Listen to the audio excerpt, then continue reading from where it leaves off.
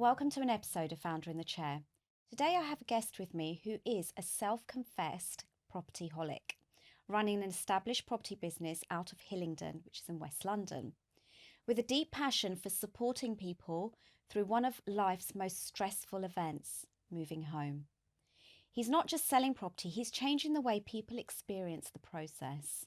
He's part of a growing movement pushing for better service, higher standards, and genuine care in an industry that doesn't always deliver. A true entrepreneur at heart, he's constantly lifting others up, making powerful connections, and championing the journeys of fellow founders. Let's welcome him into the founder's chair, Dayalan Mahesan. Thank you for coming today. Great to be with you. So, you are changing the way people experience the process.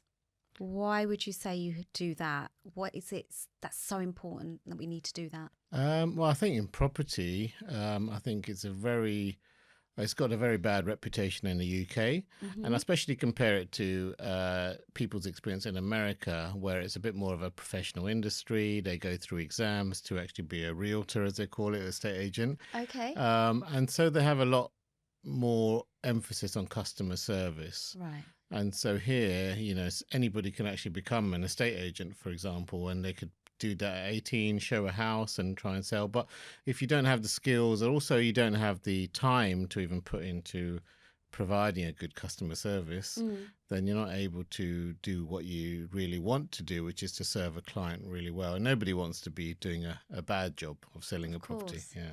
So how do you make it different then? How is the process different with you? Yeah. I think our number one thing is that we don't take on lots of clients. Okay. So that enables us to spend a lot of time on each client. It's such a stressful process, as you would know. And like just in terms of, to be able to communicate through that stressful process is a big thing. Yeah. And if you don't have the time to do that, then you can't even communicate that well. Yeah. And so we say our time is our USP, is our main selling point compared to other agencies, for example. Yeah. So are you very available, for example? Anyone can WhatsApp you, Yeah, communicate with you at any time? Yeah, and we actually had a recent Google review where they were just amazed at how the different platforms, whether it's email, WhatsApp, you respond. But then there is a draw side to that in terms of you do need to make sure that you got your boundaries where you're not just be working 24/7. So, for example, on a Sunday, I wouldn't even answer the phone generally, that kind of thing. But also, I do communicate that if I'm needed in the evenings, then you can ask me questions. But otherwise, just normally within office hours, most things get done. I think it's a big thing these days when people really want to just WhatsApp as well. Yeah. It's that quicker response. Yeah, it's quicker and also more efficient if you've got a few people on the group together. So, for example, when we sell a property, we put on our sales progression director on there and all the sellers involved, all together. So they're not having to ask each other questions outside of my questions to them. Yeah. That's good. So how do you think people work out? So you've got this passion now, and so you do it differently. How do you think people work out their purpose in life? Like, how did you work out that you were going to do what you do in property differently? Yeah. It can feel like sometimes it's done by accident, but I think if you've been in the game, which I've done property for a long time, you've seen different elements of it. And I think for you to find your niche is sometimes a little bit of stumbling in the dark till you find it. But I'd say to just keep exploring like all the different options out there. So, for example, I was not in property before. I was in programming. Wow. Okay. British Airways up the road. And I enjoyed the job to an extent, but I didn't really feel like that was where I'm meant to be, my purpose, my calling. Everyone else in the team seemed to really like it, and a lot of them stayed for a long time. But I always felt like a square peg in a round hole there, and felt like I need to do something different. And before you know it, I could be sitting at this desk, and I'm 65, and it's time to retire. Scary, right? Yeah. So I think just to start exploring different avenues, to see what other people are doing, read books on the subject as well. But then also just having a bit of a sit down moment where you take time out to sit down. What are your skills? What are you good at? What are you passionate about? And so for me, that kind of meant that I ended up looking into property a bit more. For example, I had other passions as well. I enjoyed like even cars, and that's one of the things that I was looking at doing. And I could have gone down that route as well to just work for a car manufacturer and that kind of thing. But I felt like it was ended up being the right choice, and it just felt right when I got into it. But as we also said along the way, that there's so many different aspects of property, and so agency, which is what I do now, where I speak to people a lot more, is something I like to do. Yeah. So I know it was property or cars. Yeah. What made you ultimately then choose property? Because cars are a bit more exciting, right? Yeah, they both are. I would say that just the right opportunities that came up. I think when I finished university, I would actually, because I knew Coventry very well, which is where I went to university, I would actually invest up in Coventry and just got a bit of a bug for, the renovation side, developing side. And so, yeah, it could have, there's not like a set thing that made me choose one or the other. I think it's just something that developed and just about the right opportunities coming to you, really. Yeah, yeah. And how long have you been doing it? So agency now for 5 years, Okay. selling, renting and managing properties. But property generally, I've been doing it in lots of different forms for the last 15, 20 years. Yeah. And how has the property? You were talking to my previous guest that it's really changing. Yeah. How do you keep up with all the changes, and how do you know what's best for you? Yeah.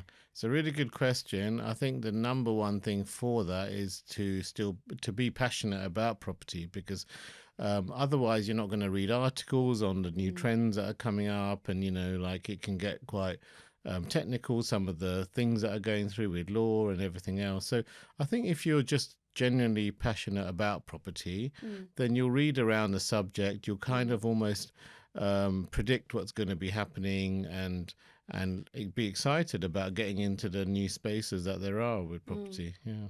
So what excites you at the moment about the property industry? I think for me, like the new wave of investors, for example. So a lot of landlords now have been selling up in the last year or two with the tax changes and whatever reason, with the interest rates going up and everything else. So there's a lot of young people, and a lot of them are learning, on social media, like watching videos like this, TikTok, Instagram, that kind of thing, where they're learning property strategies, and they're excited about it. Some people that if they've gone through decades of investing in properties, they might be a bit jaded, and they might think it's time to kind of time out from their investment strategies. But the younger generation, they're generally still wanting to learn. They're very hungry to learn. And, when you go on a call with them, they just want to soak up everything, that kind of thing. So I think just working with the younger generation. Nice. And what kind of business inspires you the most? Apart from property. Yeah, sure. I would say for me, anything that adds value to the community. So recently we were at the Hillingdon Business Expo, lots of other stands there. We were an exhibitor. There was another 130 other exhibitors there. In Hillingdon? Yeah, Oh, yeah. And wow. it was the biggest one that I've ever done. And I'm quite involved with the chamber that organised that event, and just to see how other companies are really passionate about their local community. And it's not this thing, it comes through when you speak to someone, it's not this thing that they're doing for their, corporate social responsibility and tick box and just say, oh, we're helping out here and here. People that are genuinely wanting to make a difference in the local community. And when I look back to like long time ago, like Cadbury's and Heinz actually in America, they were really all about just trying to build a local community around them, and provide jobs, provide good living conditions, all that kind of stuff. And then even the company that did this expo last week, a couple of weeks ago, they were the same, met some of those that are really passionate. Like, for example, there's a company called Driving Miss Daisy, and all they're doing is, accompanying older people around to, their Ah, shops and their, yeah, hospital visits or whatever it is. And they were just providing service like that just because they felt that it's so important yeah, to not leave people lonely, and like, especially the older generation that might not have family close by. yeah. And things like that really kind of touch you when you see what people do as a Yeah. business. Yeah. that was going to be my next question. Okay. What type of businesses were there? So you said, Yeah. like this one, Miss Daisy. What else? What sort of A real businesses? variety. So a friend of mine has set up a kind of mental health charity, and it's just Mm-hmm. got someone to talk to, and it's just basically an outlet for anyone to be able to come and speak to people there. So then it borders on, social enterprises and businesses as well, but just a wide variety across all the spectrums. And that's what the expo was really good at, the fact that you have big companies, huge companies, and even, sponsored by Heathrow Airport. So Okay. massive companies there, but also just the fledgling startups that are just trying to make a difference in their space, just across every sector, really. That's Yeah. such a good idea. Yeah. So I have been looking at some of your social media, and you are an active networker. hmm What makes the constant connecting with people so important to you? Yeah, for me, I think the emphasis, I mean, I've done a lot of networking, like you say, and I think my emphasis has changed. Whereas before it was like, yes, I'd like to try and get business out of networking, and that's why I go. Yeah. And, in business circles, there's this phrase that says your network is your net worth. Mm. But as time's gone on, then I just feel like even if I didn't get any business from some of these events, it's important for me to go to engage with community, to be part of it, to give what we can give, with no guarantee of even getting back. In reality, when you're going to networking events regularly, you will get something back. You'll get business, you'll get referrals, all that kind of stuff. But I think the emphasis to make sure that you're doing it because you can connect other people. When you've done business for a while, you built up a massive database of people. At the moment, I've got thousands in our email newsletter database, that kind of thing. And there's so many connections that we can make that can make a difference to somebody's business. And it could just be one connection.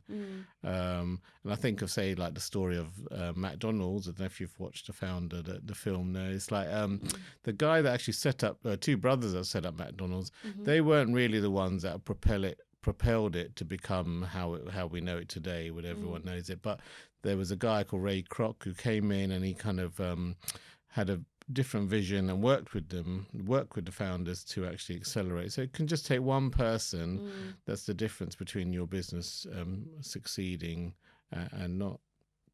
So, what's your vision for the future? Even my last guest used the word vision. And I do find founders really do have a vision. Yeah. Like, where would you be next year, 2 years, 5 years? Yeah. What's happening next? Well, firstly, I enjoy what I do, so I'd like to do more of the same in that way. But we do have a growing team where we got other people to be able to help out, and just along lots of different ways, so that we can expand even our volume as well to do more. But more than anything, I'd love to just be able to contribute more to community, like I mentioned. So it could be communities even abroad, disadvantaged people that need support. But particularly because I'm in property, anything to do with providing homes, it could be like orphanages, it could be just supported living, something where you're able to provide more good quality accommodation. So we have this kind of motto or kind of goal that this year we want to help 100 families move home. But who's to say in the future that number could just increase and eventually go into the hundreds and thousands, because you're able to leverage other people to help you as well. And I guess the networking helps to do that. So if you Definitely. never know who you're going to meet. Yeah. And how are you looking to change the property industry for the better?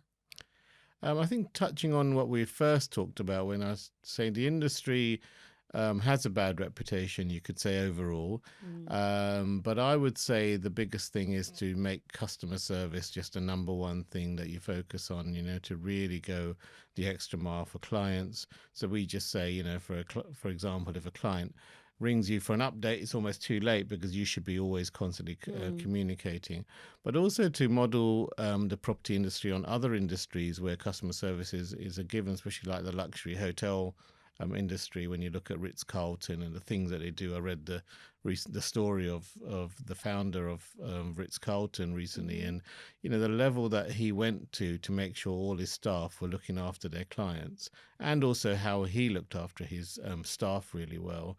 I think that kind of exemplary level to just be a standard to set for everybody else in the property industry is something that I'll aspire to. So, talking about staff, what do you do for your staff? Like, how do you make them feel important, seen, heard? Yeah. What do you do as a leader? Sure. It's a constant learning thing because to have a culture is one thing, but then when you're growing to still keep that culture, I think is very hard. A few different things. I'd probably say that just to make sure, even just as a kind of soft skill, to make sure you're always looking at their welfare rather than what they can do in the day.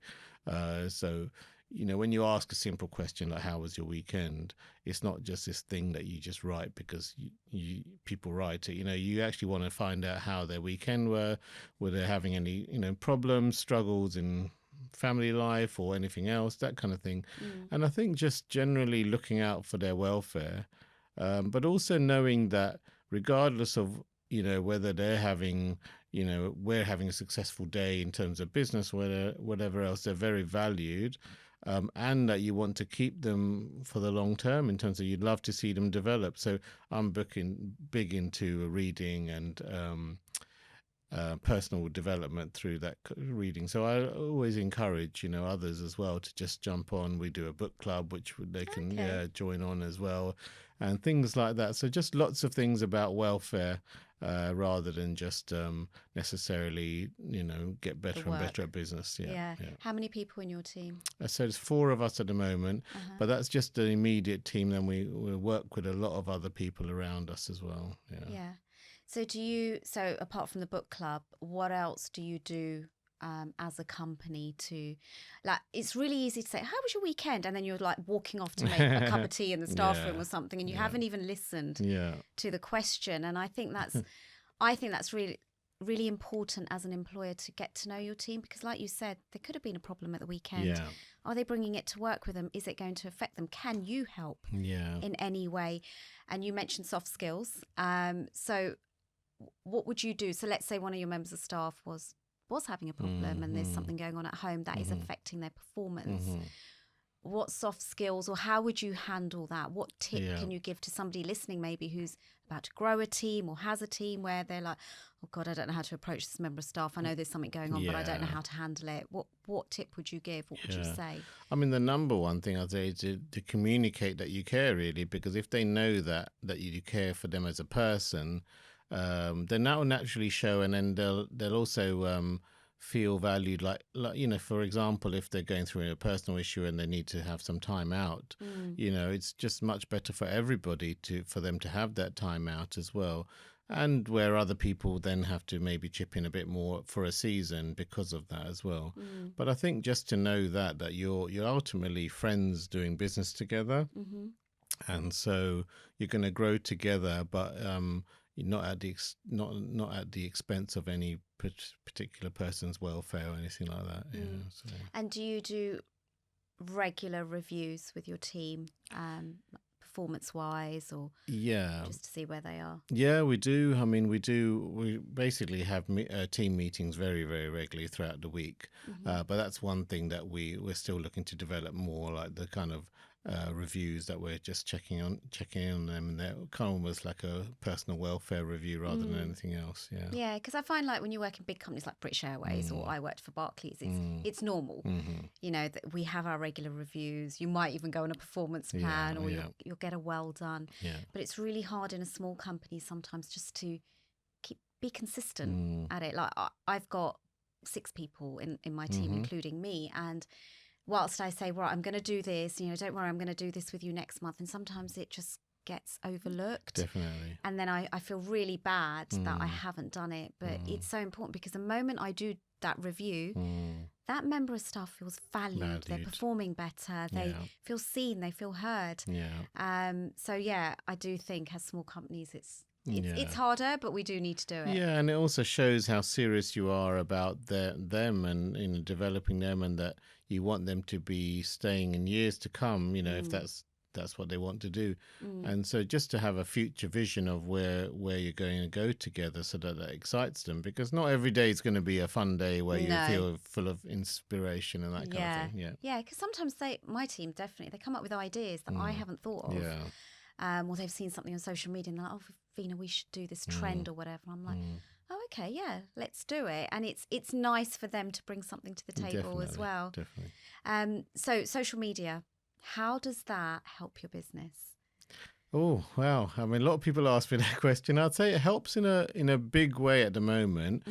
Sometimes a bit intangibly. It's not like you get lots of DMs saying, oh, can you sell my house?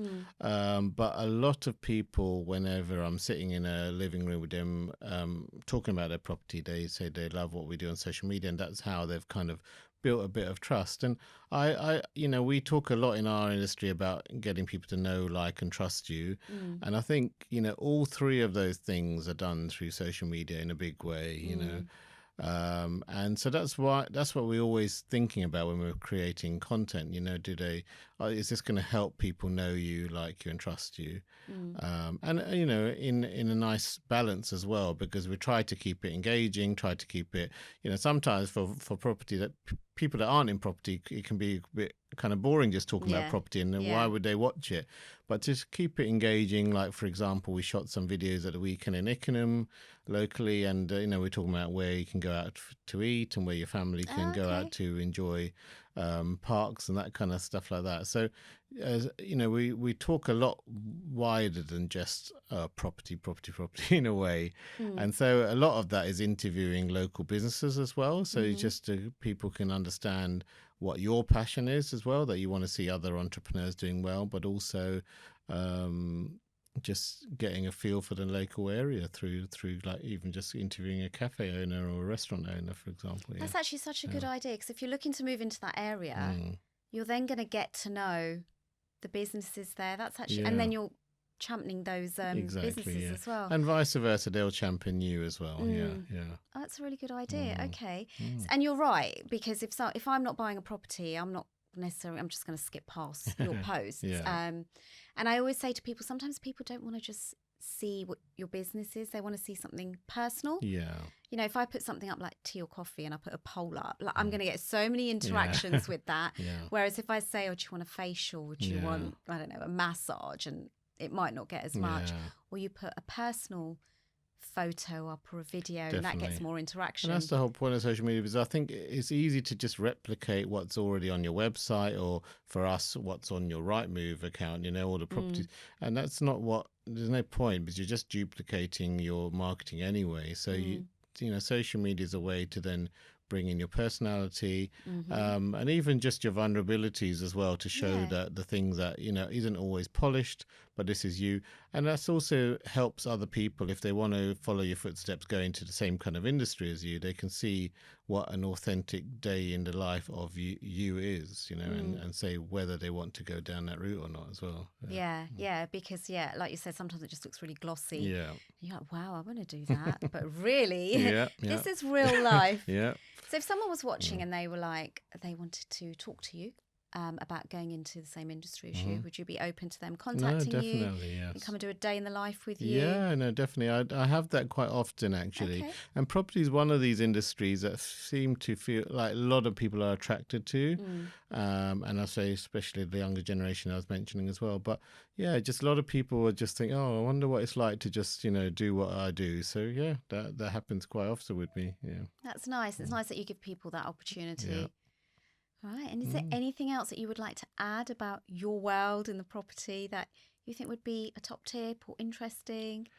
I would just say, well, I was speaking to someone earlier about how, if you want to get into property, the biggest thing for me is to learn free of charge, ultimately, because there's so much information out there, YouTube and all the other social media channels. Whereas people, if you're thinking you want a quick fix, you might pay for this big, course, this super duper course that promises you all the information. But I tell people that the information is generally free. Some of it, yes, you might need to pay for, but the actual value is in the implementation. If you've got a good mentor that's going to run alongside you, teach you things, go through one project with you, for example, and learn from their experience.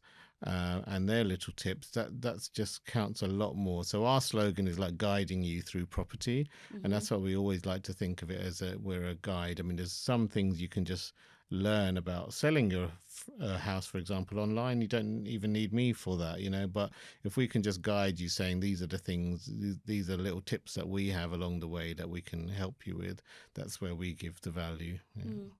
Okay. So do you mentor if somebody wanted to contact you Yeah. and said, can we spend a month with you? Yeah, so I've done that as well, but kind of unofficially. We don't have this formal mentorship program, but it's the kind of thing that if people want to come and learn, and I have few people like that as well at the moment. And I think, I mean, as long as you've got a good kind of relationship as to what you're expecting out of it, then I think it works really, really well. Both ways. I get a lot from people that are mentor because they can give you, like you said, different ideas as well sometimes that can help with your business as well. Yeah, because sometimes we're so in the business that we don't see Yeah, what everyone's looking at from the outside. Yeah. Okay, so how do we get hold of you? Where do you hang out mostly? Is it YouTube, Instagram? Where do we find you, and what's your handle? Sure. Okay.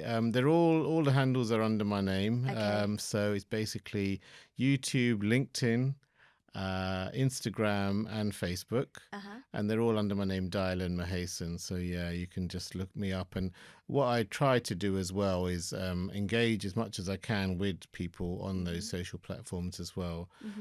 But physically as well, if you wanted to meet it up for a coffee, that kind of thing, I'm happy to do it. I'm around West London generally a lot, and I'm happy to do that. Thank you so much. Thank you for all your tips. No, thank you for having me on. Thank you.